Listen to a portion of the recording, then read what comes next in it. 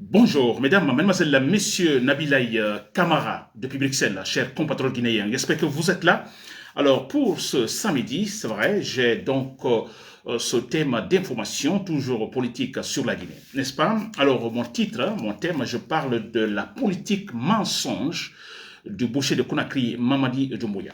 La politique mensonge du boucher de Conakry, Mamadi Doumbouya. Voilà, c'est mon thème. Je dis ce mensonge, cette politique mensonge et ses conséquences. Là, vous le savez.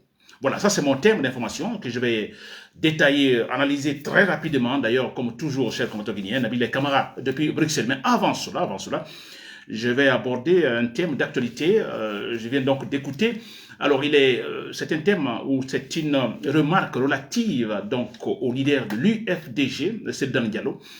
Alors, tout récemment, je pense qu'on a remarqué Sedan Diallo de l'autre côté, je crois que de la Gambie, avec une foule, donc ses membres, donc ses militants qui l'accueillaient, n'est-ce pas?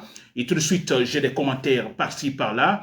Donc, écoutez, votre popularité, ok, mais il faut donc venir démontrer ça, le démontrer sur le terrain en Guinée, n'est-ce pas, en combattant le pouvoir de Mamadi Doumbouya.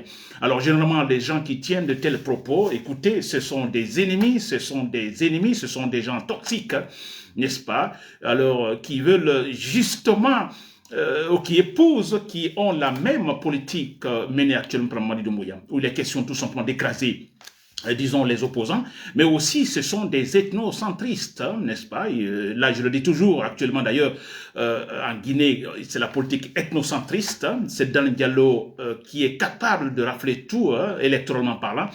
Alors, écoutez, on a ce pouvoir qui exploite ce côté, n'est-ce pas, ethnocentriste, parce qu'il est peu, il faut se le dire.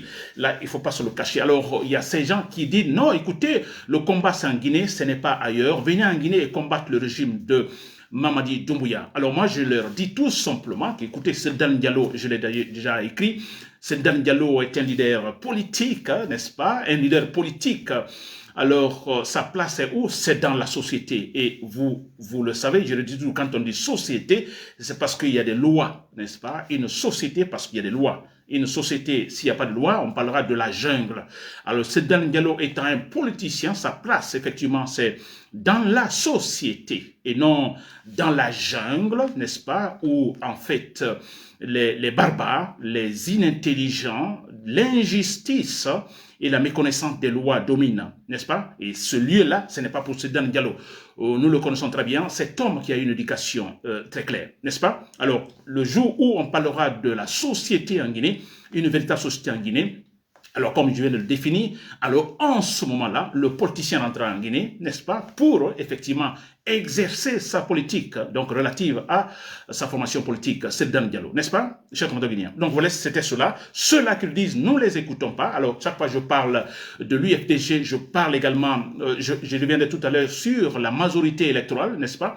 Je parlais de cela, mais toujours je vais dire, n'écoutez pas ces gens toxiques, n'est-ce pas? Soyez proactifs, c'est-à-dire que, alors, vous savez pourquoi Sedan Diallo n'est pas en Guinée, nous le savons d'ailleurs, il a très bien fait de ne pas être en Guinée, n'est-ce pas?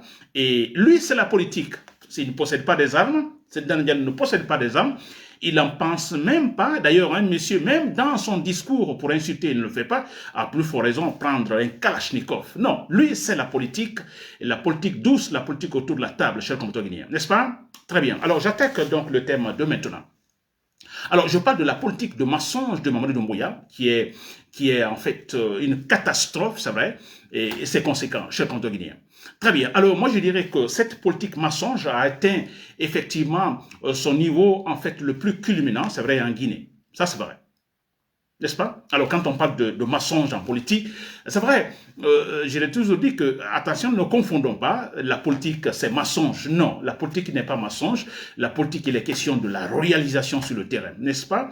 Alors, la bonne réalisation. Alors, tout le monde peut utiliser, pas seulement en Guinée, en Occident, dans les grandes démocraties, vous pouvez, parti politique, vous êtes leader d'un parti politique, hein, utiliser la propagande, donc la politique de mensonge pour avoir l'électorat. Là, oui, vous pouvez le faire. N'est-ce pas? Vous pouvez mentir dans les promesses que vous ferez cela, et vous ne le faites pas après. Et si vous ne le faites pas après, écoutez, comme c'est dans la démocratie, il y aura des élections, les citoyens passeront par les urnes, et là, pour vous sanctionner, en disant, ah, vous avez promis, vous avez fait une politique de mensonge, etc. Cette politique de mensonge, si ça existe. Donc, je vais parler de mensonge électoral, de mensonge, je dirais, alors, de propagande.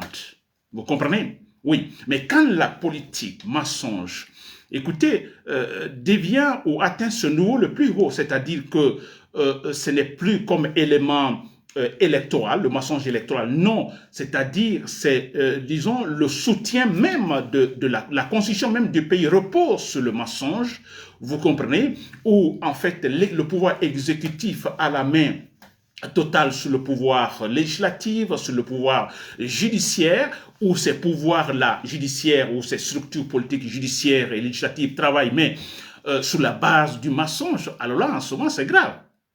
N'est-ce pas? Là, c'est grave. Et là, c'est catastrophique, s'il vous plaît. Là, c'est très grave. C'est vrai.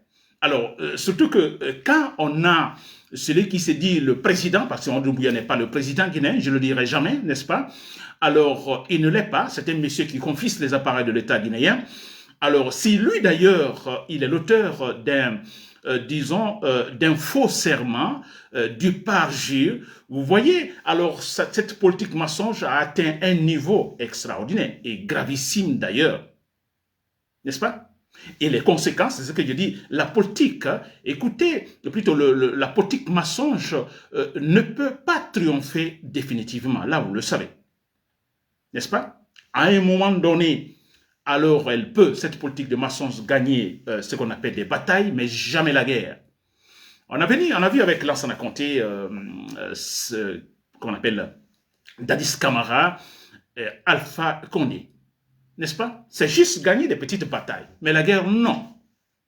Vous savez pourquoi? Alors, je vais vous expliquer le cas de Mamadou Doumbouya, c'est flagrant. Regardez actuellement en Guinée, alors tout est confus, mais c'est comme ça. Quand un pouvoir utilise la politique mensonge, n'est-ce pas? Même, disons, comme élément basique de sa propre structure. Vous comprenez? Mais écoutez, en ce moment, vous voyez ce qui va se créer, il y a un désamour total entre, alors, le pouvoir, ces gens qui confisquent les appareils de l'État, et les citoyens. Un désamour total. Et là, c'est grave. Parce que dans une telle situation, même les crises sont difficiles à résoudre. Regardez le cas de la crise de liquidité. N'est-ce pas? Parce que déjà, il y a mésentente, il y a désamour total entre le pouvoir et les citoyens. Mais ce n'est pas seulement entre le pouvoir et les citoyens, mais c'est que au niveau de l'exécutif, eux, ces gens qui sont au pouvoir, entre eux également, il y a cette politique de mensonge qui continue. Donc, il y a ce qu'on appelle en sous-sous, couteau-couteau, en sous-sous, c'est-à-dire chacun prend sa part. Donc, il y a, en les prenant pas singulièrement, chacun de son côté, alors tout le monde va appliquer cette politique de mensonge. Vous comprenez? Il faut couvrir quelque chose, il faut sauvegarder quelque chose, parce que si le pouvoir l'a fini, et que vais-je devenir moi? N'est-ce pas? Et ce qui fait que personne ne sera honnête pour faire une véritable proposition de, disons, comme solution à la crise. Personne ne le fera. Tout est maçon, tout est politique de maçon. Personne ne le fera. Ça, c'est clair. N'est-ce pas? Très bien. Alors, pourquoi cette politique de Mamadi Doumbouya, cette politique de mensonge, ou ce régime de Mamadi Doumbouya, en fait, va chuter? N'est-ce pas? On dit, le maçon ne profite jamais. Un exemple frappant, quand vous mentez pour convaincre une femme, vous la faites rentrer à la maison, vous l'épousez et tout. N'est-ce pas? Mais le jour où elle apprendra le mensonge, ça va chauffer. Si elle ne va pas, de toute façon, ça va chauffer. N'est-ce pas? C'est un peu la même chose. Très bien. Alors, le cas de Mamadi Doumbouya, le cas de la Guinée principalement, très rapidement pour terminer ce point. Alors, si vous prenez en fait la politique guinéenne, n'est-ce pas? Vous prenez la politique guinéenne sur le terrain. J'ai toujours dit que Mamadi Doumbouya a trouvé sur le terrain des partis politiques, des grands partis politiques. Je parle de l'UFDG, je parle de l'UFR et je cite même en fait le RPG. Ce sont les grands partis politiques qui se partagent la majorité électorale. Ça, c'est clair. Ça, c'est une vérité indéniable. N'est-ce pas? Alors, ces gens ont des électeurs avec un idéal qui supportent ces partis effectivement pour le pouvoir, mais en fait, ils sont derrière donc le programme politique du parti. Donc, disons qu'il y a une sorte de structuration là. Ces gens-là ne soutiennent pas Sedan Diallo pour autre chose. Ils se disent, bon, quand il arrive là, il est capable. Ou c'est Sida Touré, quand il arrive là, il est capable. Mais surtout, ils se disent, la seule manière pour que Sedan Diallo arrive au pouvoir, ou Sida Touré arrive au pouvoir, c'est à travers des élections libres et transparentes. Ça, c'est très important. Donc, il y a une conviction du côté des électeurs de ces partis, s'il vous plaît. Donc, il y a une conviction derrière les partis politiques, n'est-ce pas? Très bien, ça c'est important. Voilà, Mamadou Doumbouya vient trouver en fait ce terrain politique, alors il va essayer de s'imposer, n'est-ce pas? Et lui, Mamadou Doumbouya, qui est-il? Qui est-il réellement? Alors, si nous prenons le cas de Mamadou Doumbouya, alors disons qu'il n'a pas d'électeurs. Ou disons, du moins, il en a, mais composé de qui? Ce sont ses parents, ce sont ses amis, ce sont les parents des amis ou les amis des parents, vous comprenez? C'est son électorat.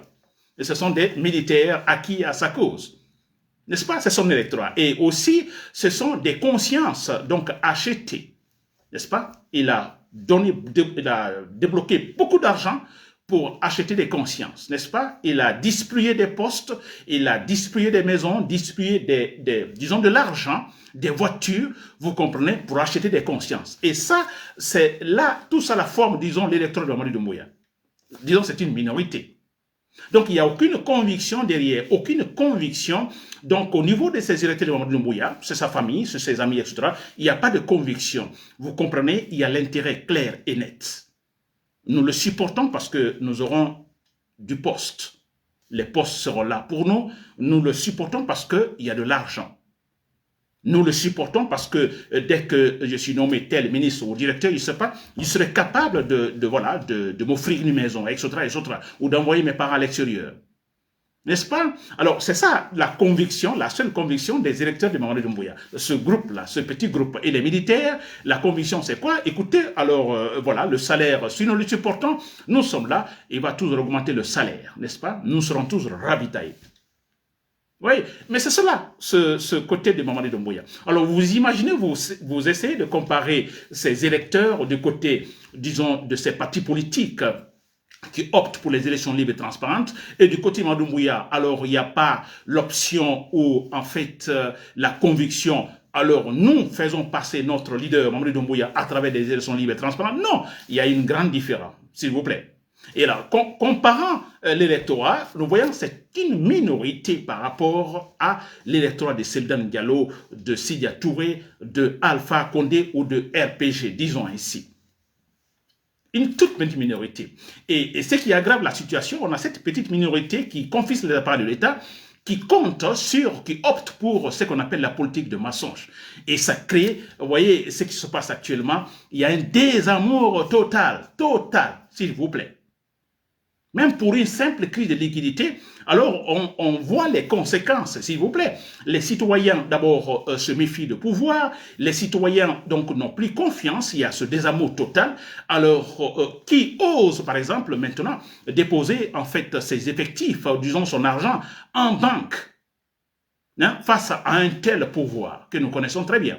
Voilà les conséquences, effectivement, de la politique de mensonge de Mamadi Doumbouya et son groupe. Alors, les conséquences, c'est très clair que ce régime ne va pas durer. Ça ne va pas durer. Vous ajoutez tous les assassinats et les kidnappings de Mamadi Doumbouya. Ce régime, hein, donc, s'enfonce tout simplement dans l'abîme. Ça, c'est clair et net. Tous ceux qui sont là, qui supportent Mamadi Doumbouya, qui sont ministres et autres, ils sont là pour leur poste, s'il vous plaît. Pas d'autre chose. Je vais me battre pour garder mon poste. C'est cela. Personne ne se bat pour une bonne gouvernance. Personne ne se bat pour la démocratie. Ça, c'est clair. Et à ajouter, quand il y a la politique de maçon domine, écoutez, cela joue sur le processus démocratique. Et ça se voit. Mamadi Doumbouya, totalement, il s'est éloigné totalement de la démocratie. Il n'en veut plus et n'en veut pas. N'est-ce pas, cher Comtoguidien? Voilà les conséquences. Donc, le pays dans la confusion totale, n'est-ce pas? Alors, c'est un appel, comme au temps de Alpha Condé, la gouvernance à tâtons. C'est clair. N'est-ce pas? Voilà, cher Comtoguidien, j'espère que vous m'avez compris. Et j'ai appris également tout récemment qu'au Burkina Faso, il y a le président de ce pays qui dit tout sauf la démocratie. C'est quand même dommage, parce que nous, les Africains, nous ne tirons jamais des leçons puisque quand on parle de la démocratie, c'est cette forme de gouvernance où il est question de la transparence, et ne voyons pas les Blancs, parce qu'on dit, ah, c'est l'affaire des Occidentaux. Non, la démocratie, c'est l'affaire de transparence, n'est-ce pas? C'est l'affaire de majorité. Celui qui vient au pouvoir, alors il a une responsabilité face aux représentants. Il est obligé de travailler. Alors, j'entends au Burkina Faso, non, tout sauf la démocratie. On a un président, excusez-moi, je crois qu'il y a beaucoup qui le supportent parce qu'il y a la propagande, mais disons la vérité, n'est-ce pas? Alors, il est là à tenir tous des discours comme si nous venions de sortir de l'indépendance, le temps des indépendances. C'est le même discours. Ah, ce sont eux. Ah, vous écoutez les Blancs. Ah, ils sont comme ça. Ils nous imposent ainsi. Dis donc, si vous voulez travailler, on a vu au Ghana, n'est-ce pas? C'est une démocratie. Mais au Ghana, écoutez, personne ne dira là-bas qu'ils sont conduits par les Blancs. Ainsi de suite. Jamais. Vous voulez travailler, vous travaillez. Arrêtez d'accuser les autres. Mais dire au XXIe siècle que vous ne voulez pas de la démocratie, et finalement, c'est quand même regrettable parce que nous ne tirons pas les leçons. Nous savons tous comment Thomas Sankara est parti. Ensuite, des coups d'État.